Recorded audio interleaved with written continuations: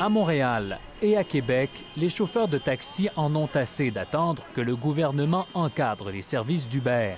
Vous savez, ça va faire quasiment 2 ans qu'on attend. Maintenant, c'est assez.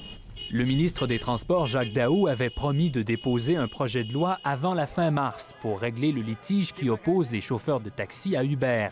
Mais le gouvernement n'a toujours pas fixé les grandes lignes de ce projet de loi. Moi, je suis préoccupé d'une part d'équité vis-à-vis des détenteurs de permis actuels et d'autre part sur l'importance, non pas d'abolir Uber, loin de là, mais de dire on va donner un environnement qui va être égal pour tout le monde et vous allez le respecter et vous serez bienvenus au Québec si vous respectez la réglementation.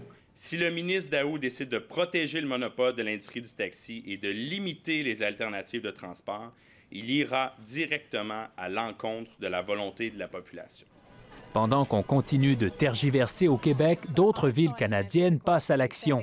C'est le cas d'Ottawa, où des centaines de personnes ont participé à des audiences publiques sur l'industrie du taxi.